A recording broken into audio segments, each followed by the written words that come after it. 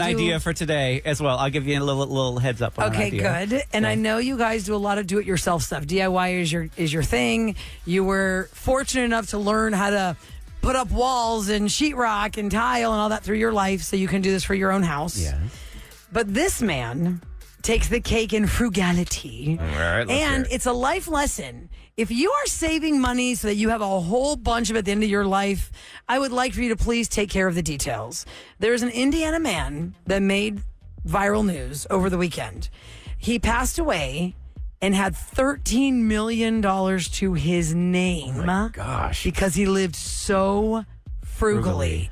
Nobody knew how much money this man had until his attorney revealed it. And why did the attorney have to reveal it? Because he had no family to leave it to. He had no heirs? He had nobody to leave it to. And in his paperwork upon his death, Oh my gosh. he only assigned that the $13 million is going to, quote, charity. He didn't even assign it to a charity. Oh no. So the attorney Who's the executor? had to take it upon himself to decide how is he going to put $13 million to good use amongst the tons of charities. The man lived in Indianapolis, so the man started the attorney started in that area. He was like, okay, let me go with some local charities. The man's name was Terry Kahn. He worked for 30 years at Veterans Administration. Okay. He died with zero immediate family to leave his fortune to. And when the attorney decided, okay, well, let me just hit some of these charities, when he made the phone calls, many charities hung up on him because they thought it was scams. And they did not take the cash. Well, first of all, if he worked for the veterans, why didn't they just make the money go to that? Well, it said to charity. But I don't I mean, think you're thinking veterans. I don't know what Veterans Administration is. Spent 30 years. Maybe that's just a regular company that used the word veteran. I don't know. But this attorney, his name is Dwayne Isaacs, said the guy didn't even have a cell phone because that was too expensive to have a plan.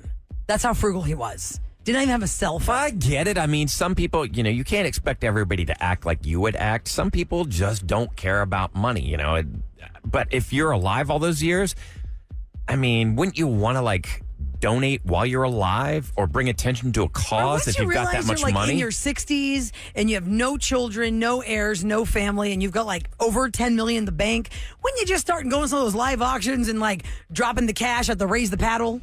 If you go to a charity event, depending on the kind you have gone to, there's this thing called Raise the Paddle. Raise the Paddle is where, as opposed to saying, hey, you could get this cruise and we're going to try and raise as much money as we can for this cruise. It's like you're giving $10,000 in exchange for that cruise. Raise the Paddle gets you nothing in return other than the satisfaction of giving them money. So you raise the paddle for $100 or $250 or $500 or I'm going to give $1,000. But they always start big. They start $50,000 or $25,000 or $15,000. That guy could have done that in the last whatever years of his life. I don't know if he died suddenly, but the attorney said probably 3 or 4 different entities lost out because they would not take my calls. He finally went to one of them that did take it. He said he was the executive director of a thing called Teachers Treasures. It is a free store for educators in need of classroom supplies. He called them up. They took the call. Yes. He gave him $1.5 million. Oh, that's great. $1.5 million. And the guy behind it was like, I think I need to sit down. They said, we hovered above our own bodies. Is this for real? Julie Henson is the vice president of development, which supports, it's called Cobham Place. It supports domestic violence survivors. Mm-hmm. They also benefited from the phone call when they actually believed him. And the attorney said, he's smiling someplace. There's no doubt about that. He'd be getting a kick out of this. I just wish he had assigned some charities and make the calls a little easier. Yeah. So here's a note to self. If you are living a very frugal life, bravo, congratulations. Have a will. But can you spell things assign out. that cash out to people? And also, if you have family that you think is going to dogfight over your belongings, can you put something to good use about that? Yeah. Because we never know when the last day is coming. But if you're up there in years, your last day is probably a more probable algorithm or math equation than it would be for a 30-year-old. So maybe have a plan of what you're going to do with it. Don't do what happened to this guy. Because $13 million is what he left to no one except, quote, charity in Indiana. And He must have been making good bank doing what he did. well, 30 so he years worked there at for that 30 company years and very, very, made very 13 frugal. million. No word on what his home looked like or what his car was. Terry Kahn was his name, Kahn, and he died with no heirs. And then I went down that rabbit hole of like billionaires who are super frugal.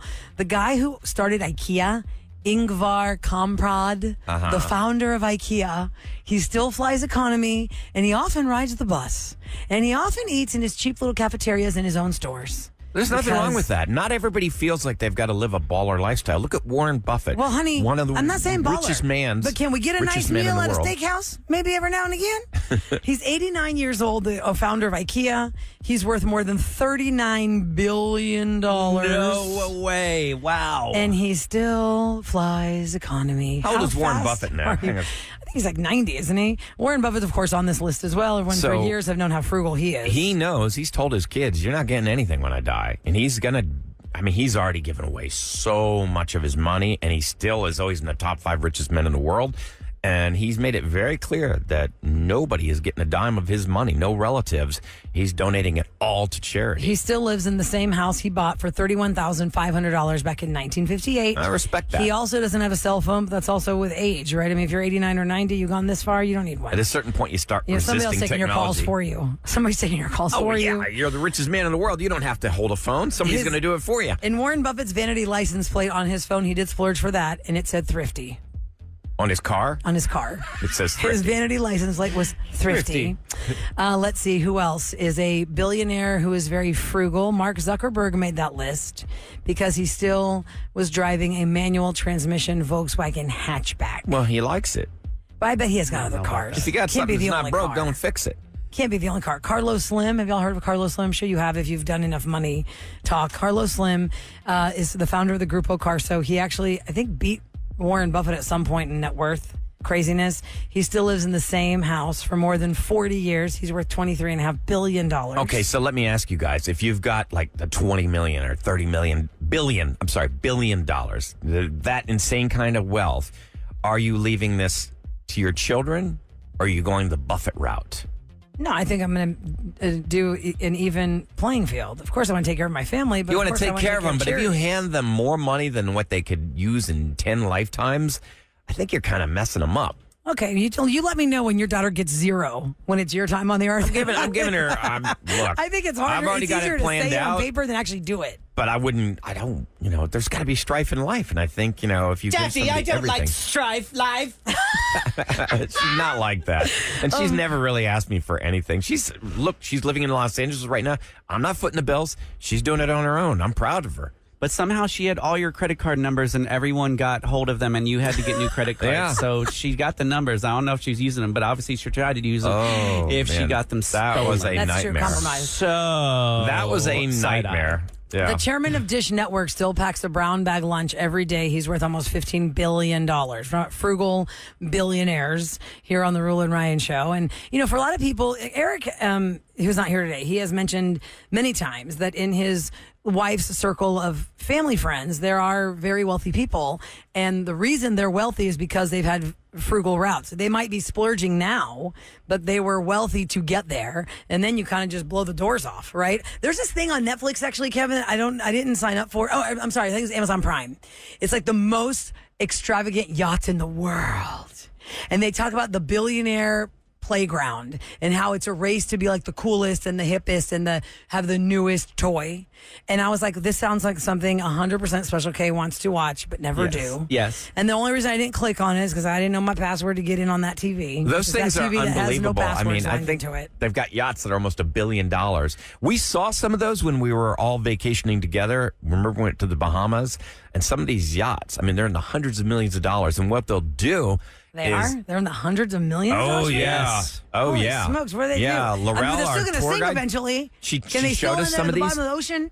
So what they'll do is they'll do they'll lease it out for like a day or a weekend for like $500,000. You can have this yacht for the weekend. I don't know if it's that much, but it's Some up of them there. were. Yeah. So what I think that's funny is because I follow all those yacht memes or yacht accounts on Instagram, they'll have a millionaire's yacht, and you see this beautiful, massive yacht going by. Then they zoom out.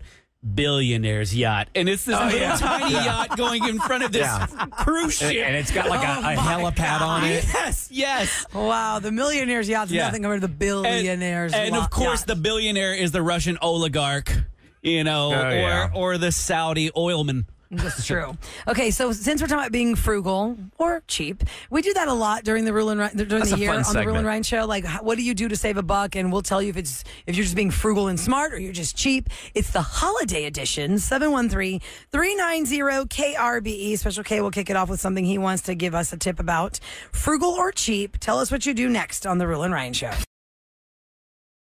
It's the Rule and Ryan Show. We call it frugal or cheap, and we want to hear from you at 713-390-KRBE. That's 713-390-5723. What's something Jessica's you do? up first. Jessica's up first. How do you save a buck?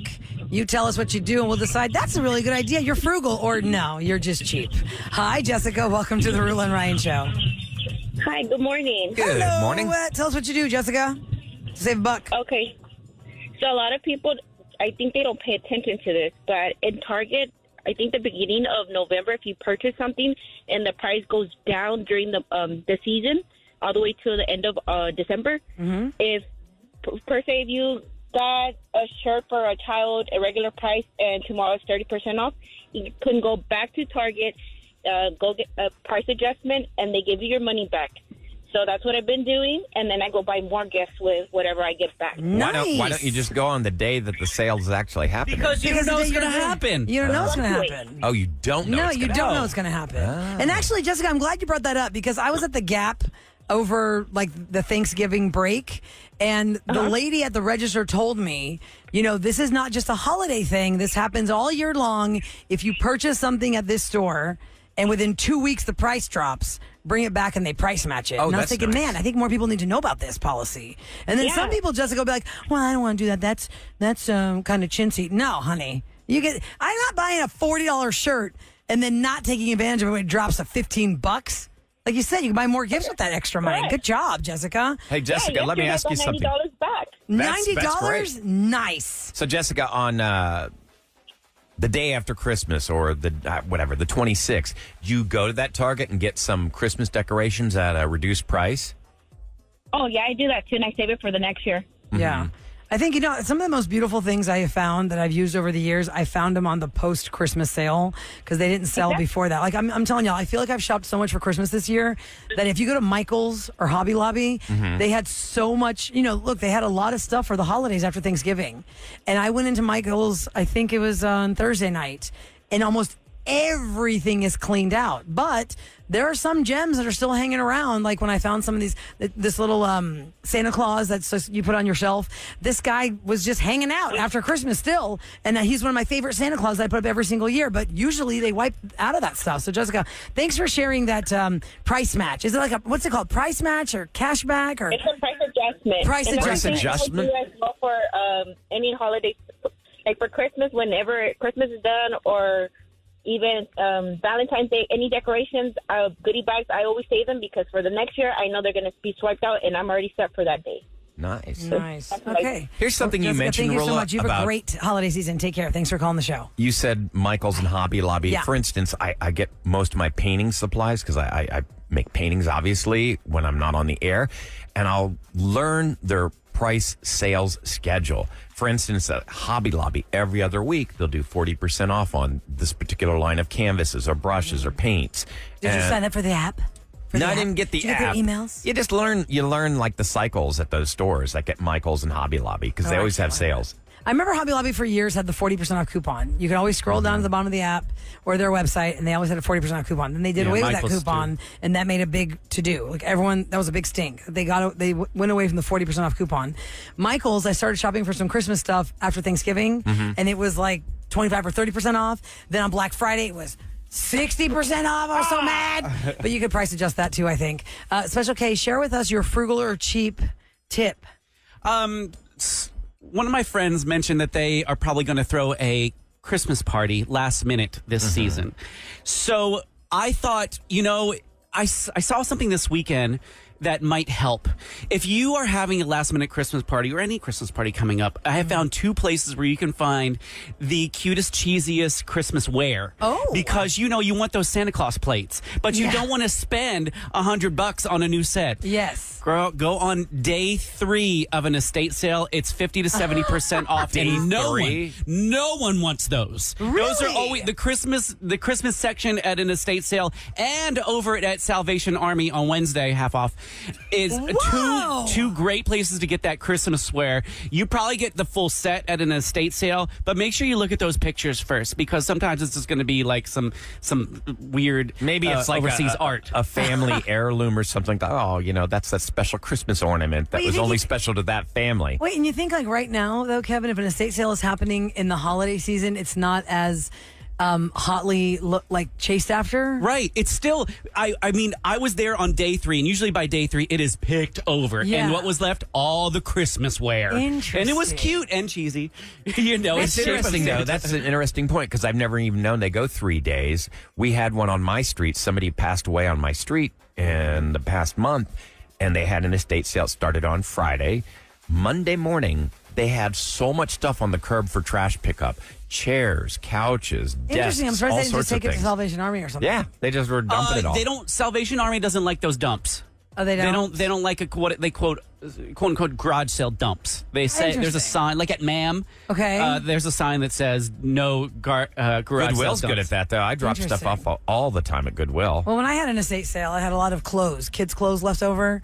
So I ended up giving them away to people that I know who had small kids that didn't, this stuff, anybody who has a child, there's no time for them to wear out the clothes if they're nice clothes.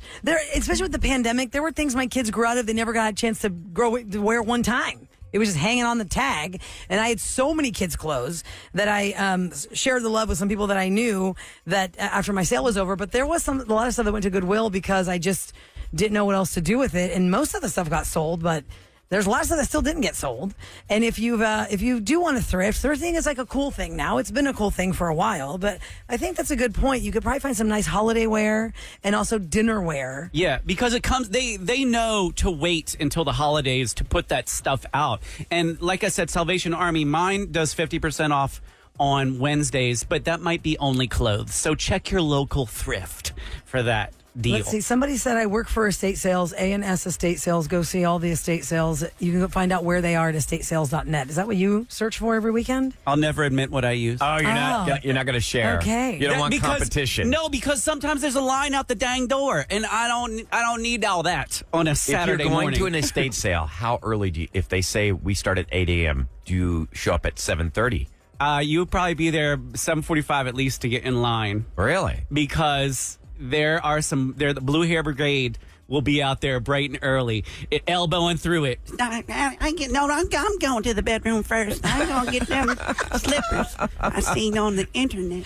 But a lot of times, the elders of our community are the ones that are having the estate sales. So it's funny that other elders want to find more things for their own house. Maybe they're just nosy. Maybe they're like, I lived next to that bitch for 50 years. I want to see what stuff she has. But I always see them leaving with a cute blouse and a picture. Well, I always needed a Tupperware picture.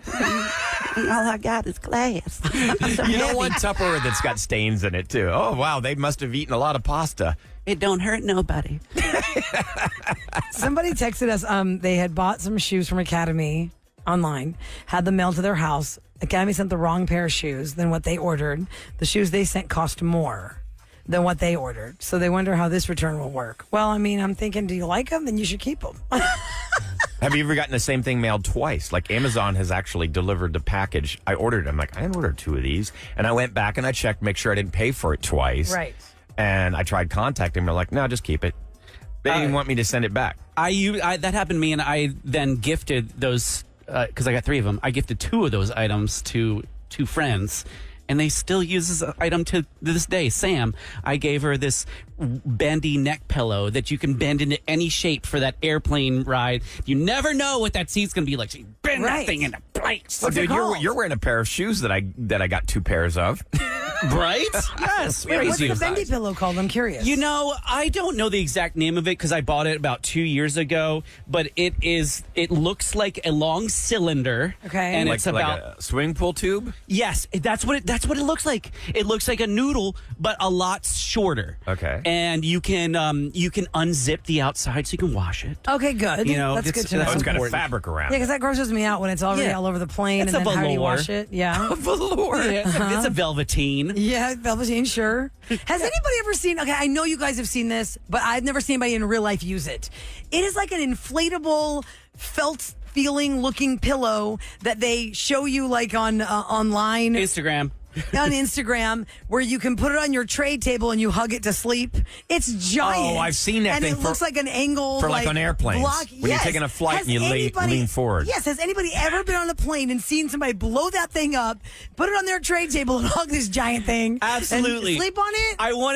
I've seen it and I kind of want it, but it looks like, man, you look just like an idiot huge. doing Because you got that. to blow it up there. You can't, like, take it fully inflated. Right. You know what my brother did? Because he had a blow up one. He held it up against the air that blows out Oh of my the God, ceiling. stop. They There's actually not inflated enough current it? to blow it up. There was. It blew it up just fine. He was like, watch this. No way. Hey, damn, bro, you got that down. You know, I can't reach it, so I can't do that. Oh, my God. It's called, What's it it's called the called? Twist Memory Foam Travel Pillow. Okay, that's what you got, Sam. The Twist Yes. Memory Foam Travel Pillow. Yeah, it's the brilliant. thing that I'm talking about, I don't know what the name of it is, but that is like embarrassing to have to sit there and pull all your air out of your lungs for God knows how long to blow up that thing. How I was big like, is this thing? I'm like, I'm not done yet. I need some water in 17C. It's about two, maybe a foot and a half tall. Oh, really? And It's a foot tall, wide. Ryan. It's pretty big. It used to be the Sky Mall catalog when that existed, and now it's like an Instagram ad, and somebody's like, sitting there hugging this blue felt thing. I'm like, You know what? I think the ones that have a strap on your forehead are probably better because On your you, forehead Then or you your got a forehead? mark on your forehead. forehead. You wake up from your flight and you got in a line. Fargo. Forehead, y'all. Yeah, I will not strap a pillow to my head and your head- lean into the You person get a in little front of me. turbulence. You wake up. What? You're Because your walking head with a falls pillow forward. strapped to your head. As soon as you fall asleep, your head goes. Listen, we could go a whole podcast on awkward airplane behavior when you're asleep. Anybody who's had a long flight knows how many mouth breathing sleepers there are. They're like, so they're gonna fly it down their throat. You got the gurglers, the snorers, the sneezers, the scared awakers. Like you get scared awake. You're like, what? You get scared you awake, or the leaners. They lean up on you, and then you're like, okay, do I wake them up and tell them I'm not there? Yeah, get They're your head off lovey. my shoulder. Absolutely. You're drooling. A dude leaned on me my whole way back from Fort Lauderdale last time, and I was like, you know what? Did he If you smell want- good at least? No, he wasn't ugly, so I wasn't that mad. Ah, see? Y'all can share with us on the listener line your biggest frugal or cheap things that you guys do to save a buck at 713-390-KRBE. One more note I'll make before we wrap up. I went to the Container Store yesterday at 610 in Westheimer. I have not been inside the Container Store for a long time because I'm a Marshall's TJ Maxx type girl. Home Goods. And they were doing, Home Goods. They were doing like a buy one, get one half off. And there's a specific thing that I needed that only they have. And my daughter walks up to me and says, Mommy, can I get some of these? And I'm like, listen. What are these? I have seen those at Home Goods, and I know I'm going to throw those away. But if anybody listening has used them, they are the reusable Ziplocs. They're actually made to be reused. I don't think so. And they're more like a silicone skin than they are a plastic bag, like a Glad bag. They're a silicone skin, and they're supposed to be like environmentally friendly, and you're not, dumping all this plastic in the trash, but it's also reusable, so it's easy.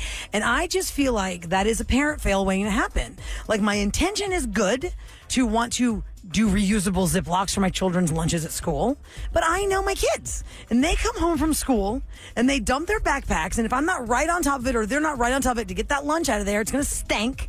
And then you know how bad it is to get that smell out of that bag. So I told her, put that thing back. If I'm going to spend money on this thing, it's going to come from Home Goods. Because it's probably a quarter of the price, and I think that I'll probably use it twice before I toss it. But if you've ever used them, I don't know what the name of I think it's Stasher brand or something. 37530 is my text number. Like, tell me, is that a lost cause or not? I feel like it's a lost cause waiting to happen. It has good intentions, but the follow through sucks. I really think that's true. All right, coming up next, Golden Globe nominations came down. We are going to talk about that next in Celebrity Scoop on The Rule and Ryan Show. From Hollywood to H-Town. Rula and Ryan. Ryan's Celebrity Scoop. On KRVE. It is brought to you by Innovative Lasers of Houston. And, we're a couple of weeks away from a new year.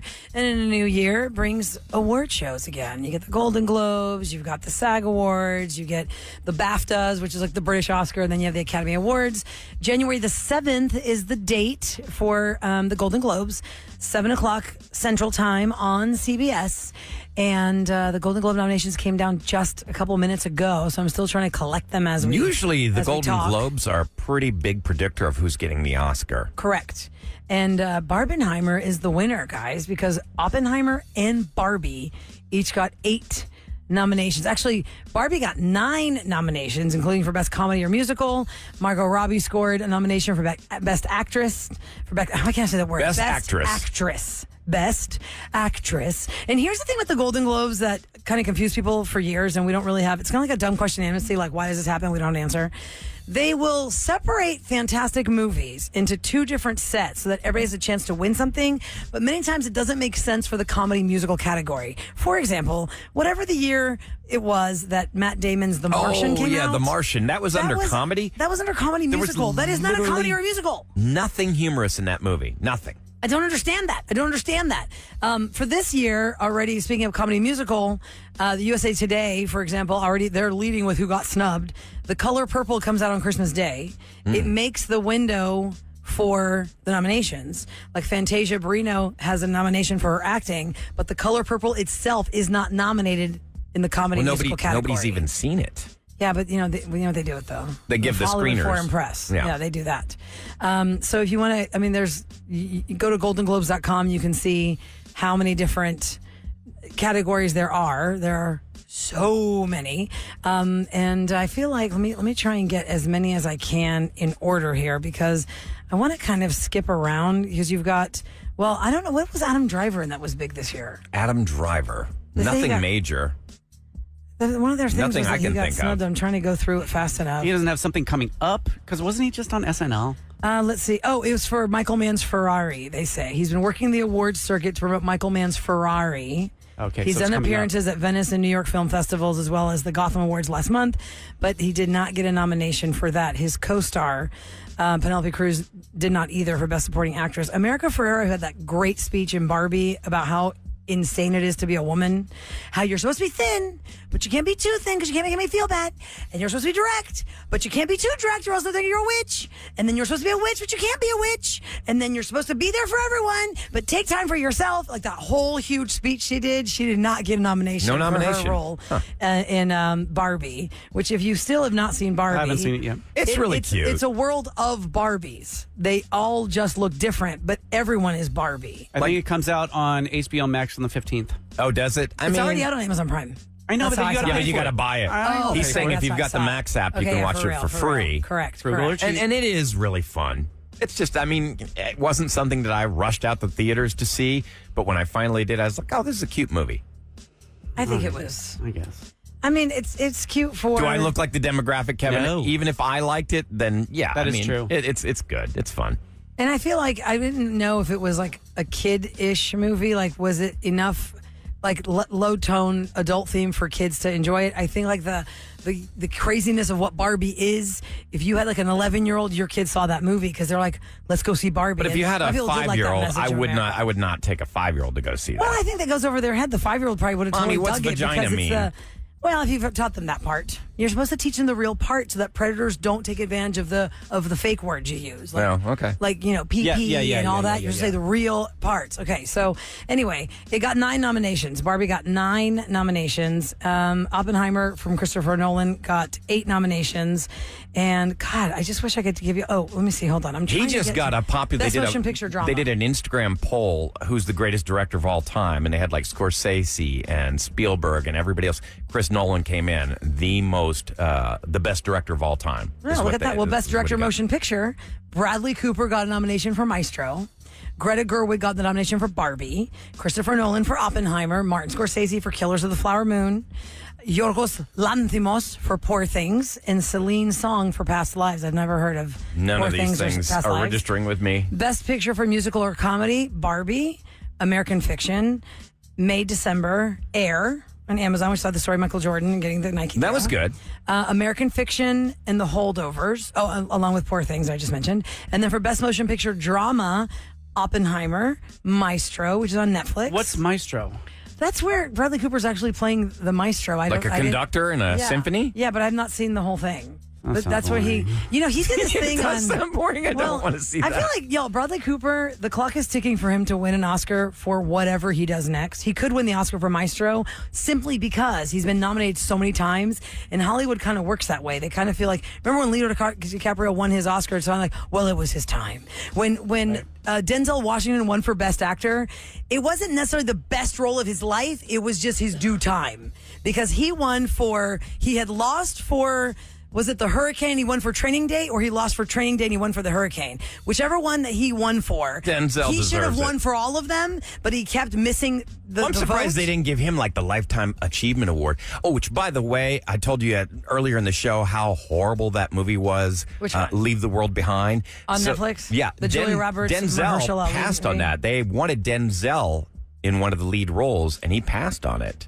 Oh, interesting. He knew it was. Oh, man. crap. Y'all, do not waste the 2.5 hours of your life. There's no conclusion. Lead actress, it's a pretty tough race for lead actress of a comedy or musical. You've got Margot Robbie for Barbie, Emma Stone, who's already won an Oscar for Poor Things, Natalie Portman, who's also already won an Oscar for May December, Jennifer Lawrence, who's also already won an Oscar for No Hard Feelings, Fantasia Barrino for The Color Purple, and somebody named Alma Poisty for Fallen Leaves. I've not heard of her and I've not seen the film, but hey, she could be Just the the variable title that wins alone. I can tell I'm not going to watch a movie called Fallen Leaves. it. It's about fall and autumn things. Best performance by an actor, Nicolas Cage, who's an Oscar winner for Dream Scenario, Timothée Chalamet for Wonka, Matt Damon for Air, Paul Giamatti for The Holdovers, Joaquin Phoenix for Beau is Afraid, and Jeffrey Wright for American Fiction. Those are the big categories. There's so many different categories. Y'all want to see them for yourself, go to goldenglobes.com. De Niro's up for Golden Globe, Willem Dafoe again, Robert Downey Jr., Ryan Gosling for Barbie, Mark Ruffalo for Poor Things, Emily Blunt, Jodie Foster, Julianne Moore, all the names that you are familiar with. Everybody who did a project has been nominated for this. A lot of them, but not America Ferrera. Not Penelope Cruz or Adam Driver. They got the snub. Find the whole list at goldenglobes.com. Ladies and gentlemen, it's the Rula and Ryan Show on KRBE with what's going down in H-Town. It is brought to you by Duncan. John Whitmire is our new mayor. In the runoff election against Sheila Jackson Lee, he took a commanding victory. He'll be sworn in next month. Now, I love Cron.com. I started subscribing to it, and they did a whole article about some of the streets that we have in Houston, why they are called that. Kirkendall, for instance. They often mispronounce Kirkendall. Well, it's not pronounced the way it's spelled, but that's true of a lot of names that are. Is it like of Czech origin or something? Like Kirkendall was named after a German immigrant who settled near Cypress Creek back in the 1800s. Specifically, the name comes from Henry A. Kirkendall. That's why the street's named that. And then also it's German and like that whole area of influence. Because who's that very winning coach of Duke? Krzyzewski? It's not spelled anything like that. What about Fuquay? Fuqua.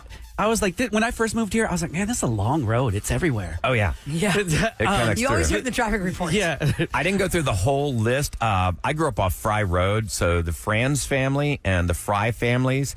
I was looking like, why are they called Fry Road? Well, they migrated to America in the 1800s. They opened up a jewelry malting business in Katy and purchased the land near Mason Road that was divided between the two families. So that's why those roads are Franz Road and Fry Road. Well, think of how much German influence we have in Houston. Westheimer.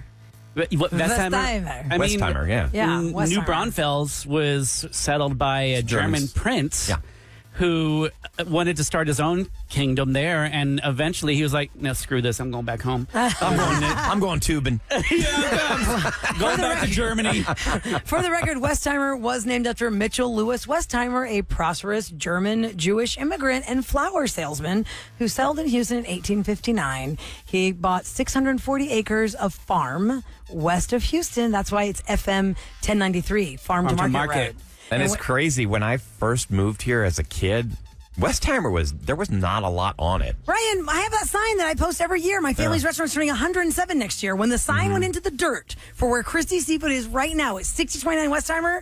It was just a bunch of brush Westheimer stopped at the railroad tracks at Highland Village. That's where Houston stopped. And I had mentioned Fuquay earlier, but I think I meant Frontage Road. Frontage Road is the one that's everywhere because That's a feeder road. I thought that like Frontage Road was the name of one road, but it's like, that is every single Damn, feeder. it's all over everywhere. Texas. But wait, Kev, is They it don't also, have that in Philly. But is it also a Houston thing to call it the feeder road versus No one calls it the frontage feeder. road? No one I think calls it feeder. It's a It's Houston frontage. thing. I've heard feeder road for all of my life growing up. The feeder road, and I never knew. Like, I thought that was actually the name of the road, but it's the road that feeds into the freeways. Which they call frontage. So they call them the feeder roads or the frontage roads. But frontage did not come into my vocabulary until my 20s. As a child, hearing about directions and traffic reports, it was the feeder road. It All right, I got feeds you your into the answer on freeway. Fuquay. It was founded in 1901 by the Hackney brothers of Polk County, which built a 50,000 foot capacity double circular sawmill there. Ooh, But their name, double what does that do with circular. Fuqua? I don't know why it says well, they changed and on- named it. it says it's named Native after American. William L. Fuquay, Oh. the lumber company's chief accountant. So they named Fuquay after this lumber company's accountant. Someone on text said it's a Native American tribe. The Is it Fuquay. really? Interesting. Well, we can dive deep in all this All stuff. right. Like, why is everything called everything? Sugarland had the sugar. They don't have it anymore, but it's still sweet. It pairs. Pearland? Pearland, Pears? Or is yeah. it Pearls? Pearland. Pearland. Right. Every time comedian Craig Gass comes here, he always says Pearland or he says Pearland. And I'm like, it's Pearland.